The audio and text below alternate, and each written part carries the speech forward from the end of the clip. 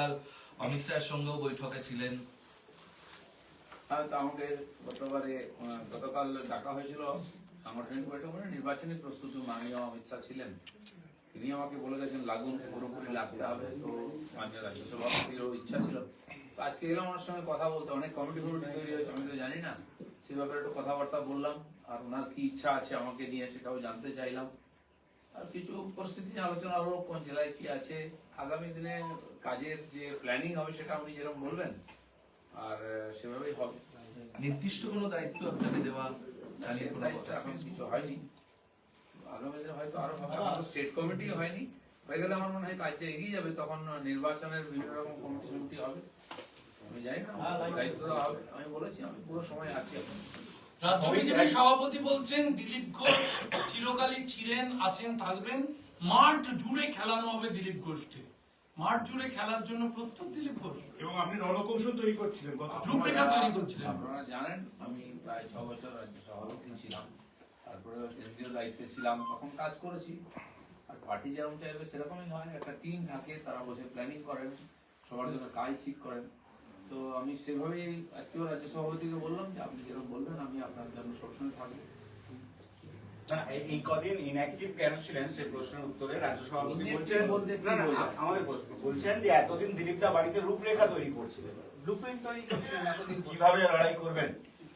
তারপরে সঠিক সময় ময়দানে নামলেন আপনি, এটাই সময় ছিল আসল সময়। পার্টির যখন প্রয়োজন আছে তখন আমি 13 তারিখে আপনি শ্রমিকরা একসঙ্গে দুর্গাপুরে সভা করছে। দুর্গাপুরের এমএলএ লোকন গড়াই কালকে এসেছিলেন, তিনি বলেছিলেন যে আমার ওখানে একটা সভা করতে হবে, তো মাননীয় শ্রমিকরা তাকে সময় দিয়েছেন। তো উনি আমাকে বললেন যে আপনিও থাকুন সঙ্গে, হয়তো আমি তার সঙ্গে থাকবো সেদিন। মাঠ জুড়ে তো খেলবেন, নির্দিষ্ট করে কিছু দায়িত্ব আপনার এখন নির্দিষ্ট নেই, প্ল্যানিং হচ্ছে। আগে তো সভা সমিতি হবে, কারণ কি আমাদের এখানে পরীক্ষার জন্য মাইক বন্ধ হয়ে যায়, তো প্রায় ফেব্রুয়ারি মাসটা 1 থেকে 23 অব্দি পুরো বন্ধই থাকবে সভা। সেজন্য প্রাথমিকভাবে কিছু সভা তো জানুয়ারিতে করে নিতেই হবে, নির্বাচনের একটা প্রস্তুতি হিসাবে হাওয়া তোলার ব্যাপার আছে। তো সভাপতি আছেন, আমাদের বিরোধী নেতা আছেন, প্রাক্তন সভাপতি মন্ত্রী সুকান্ত আছেন, তার মধ্যে আমাকে উনি যুক্ত করেন, আমি সঙ্গে থাকবো। দিলীপ দা, যারা এতদিন ধরে বলছিল দিলীপ ঘোষ তৃণমূলে যাবেন, তাদেরকে কি উত্তর আজকের দিনে? নতুন কল্পনা করে একটা কিছু বলুন, আমি আর কি বলবো। আপনি আপনার তরফে কোনো আপনার দীর্ঘ অভিজ্ঞতা এবং 6 বছর আপনি রাজ্য সভাপতি হয়েছিলেন, কিভাবে লড়াই করবেন, আপনার কি কি শুনলেন? সেই ব্যাপারে বর্তমান পরিস্থিতিতে কিছু পাল্টেছে, আমাদের কার্যকর্তাদের টিম পাল্টে গেছে, অনেক নতুন নতুন লোক এসছেন, তারাও পার্টির দায়িত্বের মধ্যে এসছেন, কিছু লোক পরীক্ষিত হয়ে গেছেন, নতুন লোক আছেন, সব মিলিয়ে কাজ হবে। তার জন্য কেন্দ্রীয় নেতারা আসছেন, এখানকার যে টিম আছে তারা বসে প্ল্যানিং করছেন, আমিও সেই টিমের মধ্যেই থাকবো। আর যখন যখন যেরকম কাজের গতি প্রগতি হবে আর আমাকে যা বলা হবে আমি সেটাই করবো। এছাড়া 2026 থেকে আপনি প্রার্থী হিসেবে দেখতে পাবো, সেটা পার্টি ঠিক করবে, যদি বলে আমি প্রার্থী হব, কারণ এর আগে 3 বার হয়েছে। বারবার শোনা গেছে যে নব্য এবং আদি নব্য দ্বন্দ্বে বিজেপি বিশ্বাস করে না, আজকেও আপনার মুখে আদি এবং নব্য দ্বন্দ্ব উঠে এলো, মানে কথা প্রশ্ন নাই, পার্টি চলতে থাকলে লোক আসতে থাকবে, চলেও যায় কিছু কিছু লোক, এটা আমরা দেখছি। পশ্চিমবাংলা একটু কোথায় বেশি হয়, ইলেকশন এলে একটু এই ধরনের অদলা বদলি বেশি হয়, যেমন কিছুদিন আগে আইপিএল এর টিম নতুন করে তৈরি হলো, মাইনাস প্লাস হয়, তো রাজনীতিতেও তাই হয়। সে নতুন লোক এলে কি হয়, তাকে এই পার্টির কালচার শিখতে হয়, সংস্কৃতি, কার্যপদ্ধতি, তো প্রত্যেক পার্টির কিছু আলাদা থাকে, তাদেরকে সম্পৃক্ত করে এগোতে হয় ধীরে ধীরে। সেই জায়গায় কি কোনো একটা দ্বন্দ্ব তৈরি হচ্ছিল? এই নতুন যারা এসেছেন তারা দিলীপ ঘোষকে বুঝতে একটু অসুবিধা হচ্ছিল, যে কারণে একটা দ্বন্দ্ব আমার মনে হয় না সেরকম। পার্টি আমাকে বুঝলেই হলো, আমি কে বুঝতে পারছে না পারছে কাউকে বোঝাবার দায়িত্ব আমার নাই, যে যেমন করে বোঝে, সব জিনিসটা একরকম বোঝে না সবাই। রণকৌশল তৈরির জন্য আমরা জানি যে প্রাক্তন সভাপতি হিসেবে রাহুল সিনহা, সুকান্ত মজুমদার তারা নিয়মিত পার্টি অফিসে আসেন, যে জায়গাটা কোন একটা কারণে গত কয়েক মাস আপনাকে এই রাজ্য দপ্তরের সেবা দেখা যায়নি। আপনি অফিসে এলেই রণকৌশল করে সবাই নয়, চাও খাই কিন্তু আমি তো আপনারা জানেন যে আমি এই ধরনের মিটিং এ কম থাকি, আগেও থাকতাম, আমাদের টিম ছিল, তখন সুব্রত চ্যাটার্জি ছিলেন এর আগে ইলেকশন অব্দি, তারা প্ল্যানিং করতেন, আমার সহায়তা থাকতো, আমার মতামত দিতেন। আমি মাঠে ঘাটে লড়াই করেছি, সাধারণ মানুষের মধ্যে গেছি, যেখানে বিজেপির কোনো ঝান্ডা ছিল না সেখানে গেছি, যেখানে বিজেপিকে ঢুকতে দেওয়া হতো না সেখানে গেছি, আর এইভাবে পার্টির বিস্তার হয়েছে, তো দুটোই চলবে। আমাদের পার্টির এখন অনেক অভিজ্ঞ নেতা আছেন যারা রণকৌশল তৈরি করতে পারেন, অনেকে রাজনীতি করছেন, তারা সবাই মিলে করবেন। দিলীপদা, আচ্ছা, আপনার আপনি মুখে যখন রণকৌশল নিয়মিত, তৈরি করছিলেন এবার এবং এখন পার্টি যে অবস্থা দাঁড়িয়ে আছে, কোন অবস্থা দাঁড়িয়ে আছে, মানে পার্টির অবস্থান আগে যে পার্টির কোলেবর বেড়েছে, অনেক লোক বেড়েছে, হয়তো মাঝখানে রেজাল্ট কিছু গত নির্বাচনে লোকসভাতে আমাদের রেজাল্ট ভালো হয়নি, 8টা সিট হারিয়েছি আমরা, সেজন্য অনেকে ভাবছি বিজেপি কি হয়ে গেল। বাকি পার্টিগুলো দেখুন না, মমতা ব্যানার্জি আর কি ক্ষমতায় আছেন, উনি কত বছর ধরে লড়াই করতে করতে জিতেছেন, কোথায় ছিল তিনি? তো বিরোধী দলে এতগুলো সিটই পাননি, ক্ষমতায় আছেন। তো হয় পরিস্থিতির কারণে, বিভিন্ন কারণে তো এখন সারা ভারতবর্ষে বিজেপি আছে, বিভিন্ন পরিস্থিতি জেতার অভিজ্ঞতা আছে, আর সেই কেন্দ্রীয় নেতারা এখানেও নির্বাচন পরিচালনা করবেন আমাদের সামনে থেকে। তো সেই জন্য লড়াইটা এবার একটু অন্য আঙ্গিকটা হবে। দিলীপদা, আপনার মুখে দিলীপদা, যেভাবে শ্রমিক ভট্টাচার্য আপনাকে দুর্গাপুরের মিটিং এ যেতে বলেছে, শুভেন্দু অধিকারী যদি আপনাকে মিটিং এ ডাকে জনসভায়, আপনি যাবেন? সবাই থাকবে যাবো, উনি আমাদের নেতা, সুকান্ত দা আছেন, বা তাদের ছাড়াও আমি একাধিক জায়গায় যাব। কারণ কি, এই যে আমাদের 294 সিট আছে, সব জায়গায় যদি সব মানুষের কাছে পৌঁছতে হয়, তাহলে আমাদের সবাইকে যেতে হবে। এক জায়গায় 4 জন মিলে সভা করে তো আমরা কভার করতে পারবো না, আর সেজন্য আমাদেরকে আলাদা আলাদাও সভা করতে হবে, একসঙ্গেও করতে হবে। এটা আগামী দিনে বোঝা যাবে কি হবে। খালি 13 তারিখ নয়, তার আগে পরেও সভা করতে পারি আমরা একাধিকবার। কিন্তু আপনি বললেন যে দল যদি চায় তাহলে আপনি প্রার্থী হতে প্রস্তুত। আপনি তো খড়গপুরের প্রাক্তন বিধায়ক, যদি খড়গপুর আসনে আপনাকে দল বলে যে লড়াই করার জন্য, আপনি প্রস্তুত আছেন? আমি লড়েছি 2বার, আর দল আমাকে বলেছিল কোথায়, আমি চয়েস বলেছিলাম, জিতেছিলাম। এবারে যদি মনে হয় দল আমাকে লড়ালে দলের লাভ হবে, তো আমাকে এই যে বলেন, আমি নিশ্চয়ই লড়বো। দীর্ঘ 8 মাসের এই পিরিয়ডে আমরা দেখলাম যে দলের সাধারণ কর্মীরা, কিছু দলের কর্মীরা যারা আপনার একসময় শক্তি ছিল, তাদের কাছে অনেক জায়গায় আপনাকে বিভিন্ন রকম ভাবে হেনস্থার শিকার হতে হয়েছে, আপনাকে স্লোগান শুনতে হয়েছে, বিক্ষোভের মুখে পড়তে হয়েছে। সেই কর্মীদের আজকের দিনে দাঁড়িয়ে কি বলবেন? কারণ তারা তো আপনার শক্তি। পার্টির দলের কর্মীরা তারা আমাকে কখনো বিক্ষোভ দেখায়নি, আমাদের পার্টির কাউকেও দেখায় না। হ্যাঁ, বললাম না, বিশেষ পরিস্থিতিতে কিছু লোক বাইরে থেকে এসে তারা ওই কালচারে বিশ্বাস, গো ব্যাগ, কালো পতাকা, কখন কাকে দেখাতে হয় তারা ভুলে যায়, অভ্যাস হয়ে গেছে। সেরকম কিছু লোক করেছে, তো তারা ঠিক করেছে কি ভুল করেছে, তারা ঠিক করে, এটা ওদের ব্যাপার। আমার কোনো টিএমসি লোকের আমার চিরদিন দেখাতো, সেখান থেকে কিছু লোক ঢুকে পড়েছে, তাদের সেই অভ্যাস হয়ে গেছে। তো তারা ঠিক করবে, বিজেপির কালচার মেনে নেবে, এখানে থাকবে কি থাকবে না, কোথায় যাবে, তাদের সমস্যা। দিলীপ ঘোষের এটা কোনো সমস্যা না। বাংলার বিজেপির রাজনীতিতে আপনাকে যদি আমরা আদি নেতা হিসেবে ধরি, তাহলে অনেক দল বদলে বাংলার বিজেপিতে শীর্ষ ক্ষমতায় থাকা নেতারা আজকের দিনে দাঁড়িয়ে নতুন করে তারা প্রমাণ করার চেষ্টা করছেন যে আমি বিজেপিরই লোক, আমি আপনাদেরই লোক। আমরা বিভিন্ন জায়গায় তাদের বক্তব্য অনন্ত বলে কিছু নয়। আমি 10 বছর আগে এসেছি, কেউ 12 বছর আগে এসছে, কেউ 8 বছর 7 বছর আগে এসছে। কে আদি, কে অনন্ত? আদি তো অনেক, আর আমার চেয়ে অনেক বছর পুরনো। আমাদের মাননীয় শ্রমিক দা আমার চেয়ে অনেক বছর আগে থেকে বিজেপি করছেন, তিনি আদি। তো পার্টির পরিস্থিতি অনুযায়ী কাউকে দায়িত্ব দেয়, কিন্তু আমরা সবাই আদলে কর্মী। তো যারা এসছেন তাদেরও দায়িত্ব আছে যে পার্টির সংস্কৃতির সঙ্গে মিলে গিয়ে নিজেকে বিজেপি হিসেবে প্রমাণিত করা ব্যবহারের মাধ্যমে। আর সেটা অনেকে করছেন, করেছেন, অনেক লোক এসছে। বিজেপি ছিল কোথায়? তো তারা তো বিজেপি, তারাই তো বিজেপি হিসাবে নেতৃত্ব দিচ্ছেন। সিদ্ধান্ত ছিল এটা কি আজকে আপনি যাদের সাথে বৈঠক করলেন, আপনার লোকসভায় আসন বদল, সে আসন বদল একটি ভুল সিদ্ধান্ত ছিল, এটা আপনাকে আপনি একাধিকবার বলেছেন, এটা আজকে তাদেরকে জানিয়েছেন? না, জানাবার কিছু নেই, আমি কাউকে জানাতে যাইনি। যখন আমার রিয়েকশন বলেছিলাম আর কি হয়েছিল সেটাও বলেছিলাম, সেজন্য পার্টি হয়তো জানে, রিয়েলাইজ করেছে। দাদা, যদি আপনাকে 2026-এ প্রার্থী করা হয় আর আপনার পছন্দ মতো জায়গায় যদি না প্রার্থী করা, তাহলে কি আপনি লড়বেন?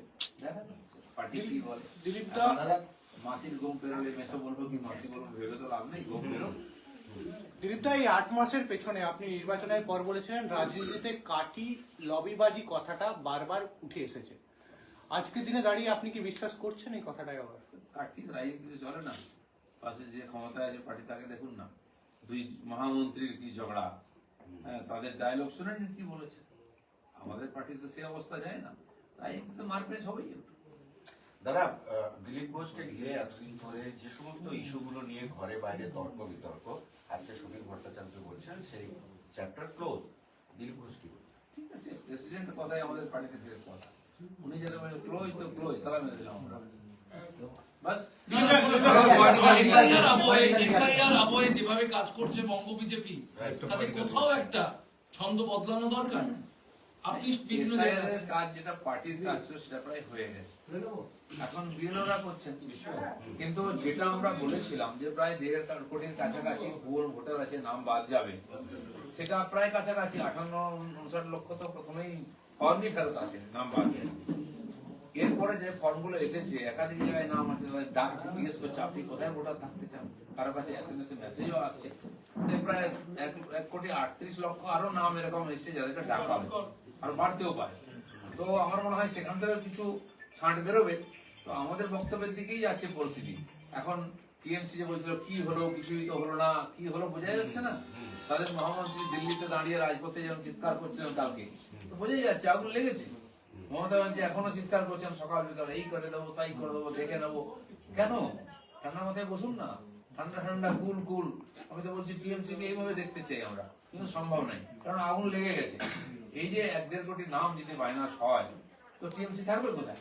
আর এটা যে সত্য কথা, তথ্যই তার প্রমাণ দিচ্ছে। সামগ্রিকভাবে কর্মীদের কি বার্তা দেবেন, বিজেপি কর্মীদের কি বার্তা? কিসের?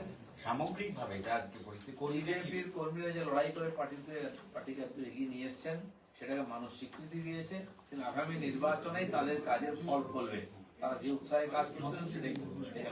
দিলীপদা, আপনাদের ইডিওলজি বা আপনার দলের যে রাজনৈতিক আন্দোলন, তার জন্যই আজ তৃণমূল কংগ্রেস মন্দিরের রাজনীতিতে ফিরতে বাধ্য হয়েছে।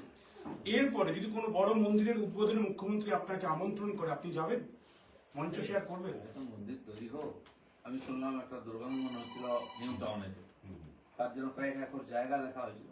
6 মাস ধরে সেই জায়গাতে মাটি ফেলে তৈরি করা হলো, বিরাট বড় প্যান্ডেল হয়েছিল উদ্বোধনের জন্য। আমি রোজ ওখানে মর্নিং ওয়াক করতে যাই। তারপরে যেদিন মর্নিং ওয়াক, যেদিন উদ্বোধন হয়ে গেল, পরের দিন জিজ্ঞেস করলাম ভাই এখানে তো হচ্ছে না, কি বলবো না অন্য জায়গায় হচ্ছে মন্দির। কি ব্যাপার না, সেই জমির উপরে কারো জায়গা অবৈধভাবে দখল করা হয়েছে, কারো পয়সা দেওয়া হয়নি, তারা কেস করেছে, স্টে এসে গেছে হাইকোর্টে, সেখানে হলো না। কিন্তু যখন জিত করবই, অন্য একটা জায়গায় করা হয়েছে, সে জানি না কমার্শিয়াল জমি কি ব্যাপার, সেখানে রাতারাতি মন্দিরের ভিত্তিপত্র স্থাপন হয়ে গেছে। আদৌ কি হবে, ওখানে হবে কিনা, খালি নির্বাচন অবধি হবে নাকি, আর একজন মসজিদ তৈরি করছেন, একজন মন্দির তৈরি করছেন। তো পশ্চিমবাংলার মানুষ এইদিকে তাকাতে রাজি নয়। চাকরি নেই, ব্যবসা নেই, ইন্ডাস্ট্রি নেই, শিক্ষার অবস্থা খারাপ, স্বাস্থ্য অবস্থা খারাপ, লোক সেই নিয়ে ব্যস্ত, তার জন্য অন্য রাজ্যে যেতে হচ্ছে। তো লোক ওটা জানতে চায়, মন্দির দেশের অভাব নেই বা মসজিদও দেশের অভাব নেই। ওর প্রশ্ন ধরে আমি জিজ্ঞাসা করছি একটা আপনাকে, সেটা হচ্ছে যে মন্দিরের রাজনীতিতে তৃণমূল কেমন ভাবে ফিরেছে। আজকে প্রতিষ্ঠা দিবস, আজকে কাজল শেখ নানুরে তিনি উপহার পাচ্ছেন 2.5 কেজি ওজনের রূপোর তলোয়ার। আমরা দেখেছি যে আপনারা বিভিন্ন জায়গায় যখন যান, আপনাদের সঙ্গে বা বিভিন্ন কর্মসূচিতে আপনারা গদা, তলোয়ার এই সমস্ত উপহার পেতেন। এখন তৃণমূলের নেতারাও তারা 2.5 কেজি ওজনের রূপোর তলোয়ার উপহার পাচ্ছেন প্রতিষ্ঠা দিবসে। দেখুন, এই একটা পার্টি টিএমসি, সেটা পাখির মধ্যে পড়ে না পশুর মধ্যে পড়ে না জলচরের মধ্যে পড়ে কেউ জানে না। আদর্শ কি, নীতি কি, সংবিধান আছে কিনা সেটা কেউ জিজ্ঞাসা করে না, আর করার প্রয়োজনও মনে করে না। তো সেই জন্য তারা পরিস্থিতি অনুযায়ী নিজেকে পারবে। এখন আমরা শুনেছি যে পাহাড়ে যেসব গরু থাকে, চামড়ি গাই, বৃষ্টির সময় তার শীতের সময় চুল লম্বা হয়ে যায়, কুকুরদেরও চুল লম্বা হয়ে যায়, আবার গরম পড়লে খুলে যায়। তো পরিস্থিতি অনুযায়ী এরা যেখানে ভোট জেতা যায় আবার ক্ষমতা দখল করা যাবে সেটুকুই করেন। ওইসব নিয়ে বেশি চিন্তা করতে নেই। সোনার তলোয়ার, রূপোর তলোয়ার, এটা ওটা, মন্দির মসজিদ সবই সেট হয়ে যাবে এই পার্টিতে, ওখানে অসম্ভব বলে কিছু নেই। আপনি এক সময় বলেছিলেন আপনারই দলের মানে বিরোধী দলনেতা শুভেন্দু বাবুকে যখনই কোনো জায়গায় কর্মসূচি করতে দেখা যায় বারবার বাধাপ্রাপ্ত হয়, হাইকোর্টে যেতে হয়। মানে আপনার বা বিশেষ করে বিরোধী দলনেতার এই সভাগুলোকে রাজ্য সরকার, পুলিশ প্রশাসন, স্পেসিফিক্যালি সরকার ভয় পাচ্ছে না, এটা তো প্রথম থেকেই আছে।